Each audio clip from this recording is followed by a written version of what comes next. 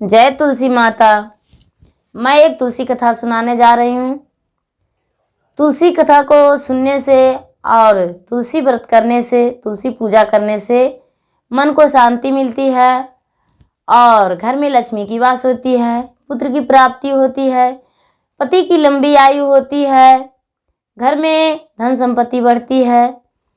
और तुलसी की पूजा करने से घर में हर प्रकार की बीमारियां दूर होती है, क्योंकि तुलसी जो है वो लाभदायक वृक्ष है। ये तुलसी का पूजा करना ही बहुत शुभ है। तो चलिए तुलसी कथा सुनाते हैं। इस कथा को पूरा सुनिए और रहस्य जानिए। जय तुलसी मैया।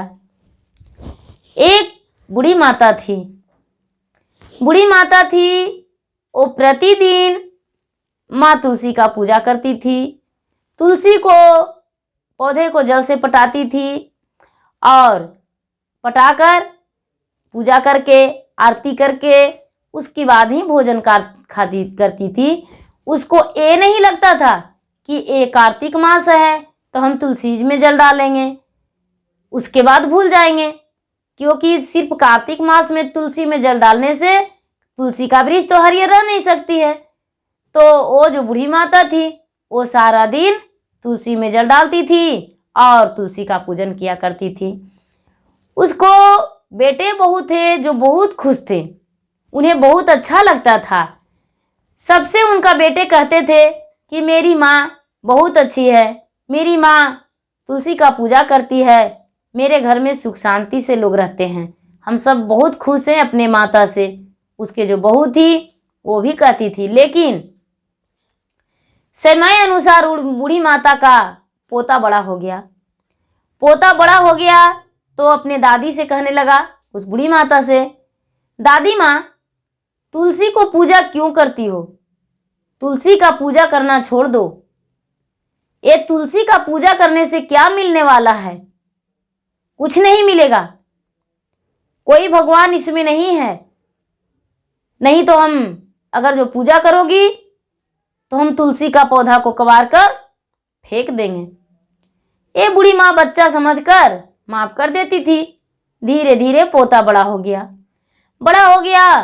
और ये बूढ़ी माता तुलसी का पूजा करना नहीं भूली। तो ये पोता जब बड़ा हो गया तो इसका पौधे को कबार कर फेंक दिया। तुलसी का जड़ को कबार कर फेंक दिया। तुलसी तो सूख गया, मुरझा गया। ये बूढ़ी माता उदास हो गई। जो दादी माँ थी वो उदास हो गई और बोली कि ठीक है, तुम्हें तुलसी में कुछ नहीं दिखता है, कोई शक्ति नहीं है, तो हम तुलसी को खोजने जा रहे हैं। जहां मेरी तुलसी माँ मिलेंगी वहीं पे मेरा विश्राम रहेगा।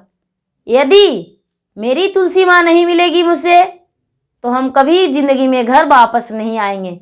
अपना गंगा जमुना में डूबकर अपने प्राण को त्याग देंगे, लेकिन वापस हम नहीं आएंगे, क्योंकि मुझे तुलसी माता ने सब कुछ दिया है।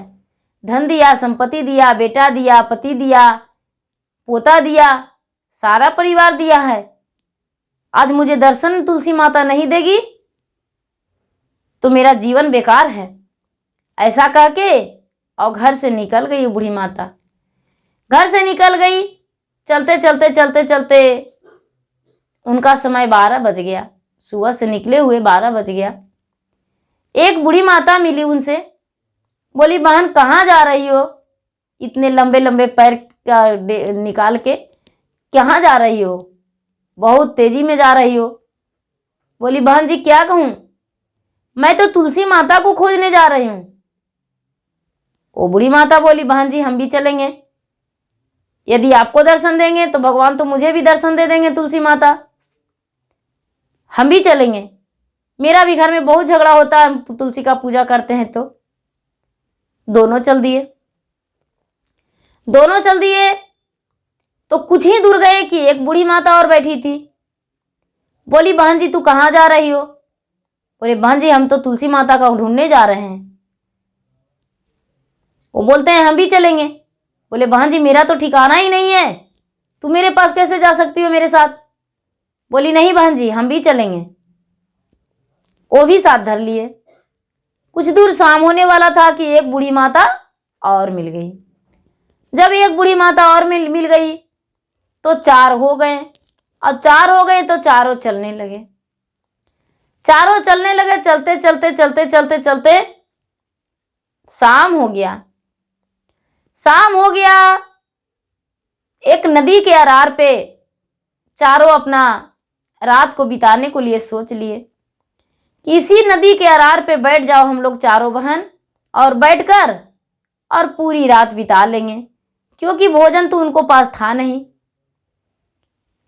नहीं उसके पास कपड़े था। वो रात में सोए। रात में जब सोए तो बहुत बड़ा बाघ सियार उधर से आया, हकरते गरजते आया पूरा। ये जो बूढ़ी माता थी वो कह रही है कि आओ आओ मेरे पास आओ, मुझे भज कर जाओ, मुझे भोजन कर लो, मेरा आत्मा का शांति मिल जाएगा, तेरा पेट भर जाएगा, आओ हम 4 हैं। ये जो शेर था वो आवाज सुन के कह रहा है कि अरे ये तो बूढ़ी है, ये तो मेरा पेट में पचेगा भी नहीं, हम तुम्हारा मांस नहीं खाएंगे, जाओ नदी के अरार पर ही रहो। क्योंकि ये भगवान का याचना था, विष्णु जी का और तुलसी माता का। वो जो शेर था वो घुर गया तो दूसरा में बहुत बड़ा विषैला नाग आया और करने लगा कि अरे यहाँ पर तो 4 है, चारों का आज अपना भोजन बना लेंगे। ये जो बुढ़िया माता थी चारों कहने लगी कि हाँ हाँ मुझे भोजन कर लो, हम तो चाहते हैं कि मेरा भोजन कोई कर ले, उसका पेट में चला जाऊं, उसका पेट भर जाए, मेरा जीवन का शांति मिल जाएगा, कर लो भोजन। वो जो नाग था वो भी लौट गया, बोला कि अरे इसको खाकर हम क्या करेंगे, ये तो पहले ही नहीं डर रही है, हम ऐसे मनुष्य को भोजन नहीं करते हैं। वो नाग भी लौट गया। अब ये कर रहे हैं, अब कौन आएगा, क्या करें। जो तुलसी माता थी वो ठीक आधी रात हुआ, चारों जो बुढ़िया थी वो तपस्या में लगी हुई थी, माता को ध्यान में थी कि हे तुलसी माता अपना दर्शन हमें दे दीजिए, हम बच्चेपन से आपको पूजा किए हैं लेकिन आप कभी मुझे दर्शन नहीं दिए हैं। तुलसी माता सोच रहे हैं शालिग्राम जी के साथ कि यदि इसका दर्शन देंगे नहीं तो इसका तो आश्रय टूट जाएगा, भरोसा टूट जाएगा, और जब भरोसा टूट जाएगा तो बुढ़िया नदी में कूदकर अपना जान दे देगी। कार्तिक मास है और कार्तिक मास में मेरा दर्शन के लिए तो सबको ही आसरा करते हैं, यदि बुढ़िया को दर्शन नहीं देंगे तो मेरा संसार से लेना देना नहीं रहेगा। क्योंकि बुढ़िया जो है वो बच्चेपन से मेरा जड़ को पटाती है, सींचती है। माता तुलसी आए एक बुढ़िया का रूप धारण करके आए और बोले बहन तू कौन हो। चारों बुढ़िया बोली कि बहन घर से मारा फटकारा एक बुढ़िया हूं, मैं तुलसी का जड़ को पटाती हूं, जल डालती हूं, और मैं तुलसी माता से मिलने के लिए घर से बाहर हो गई हूं। बच्चेपन से तो पूजा किए हैं लेकिन तुलसी माता मुझे दर्शन कभी नहीं दी है। ये जो तुलसी माता थे वो कहने लगे तो तुम्हारे पास तुलसी आ जाएंगे तो तुम लोग पहचान लोगी। बुढ़िया कहती है बहन जी तुलसी माता को तो कभी देखे ही नहीं है तो पहचानेंगे कैसे, हम तो पौधे में जल डालते हैं, जल तो डालते हैं पौधे में, पूजा तो करते हैं पौधे में, लेकिन माता किस रूप से आएगी वो मुझे पता नहीं है।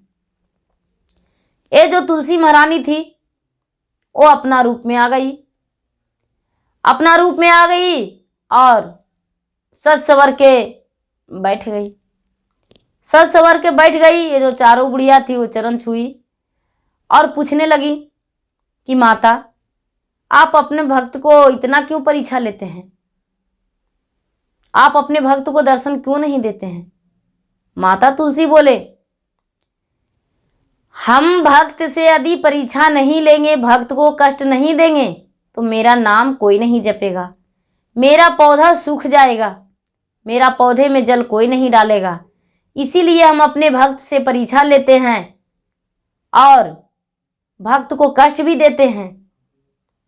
मांगो, तुम लोग वरदान मांगो, तुम्हें क्या वरदान मांगना है, वरदान मांगो।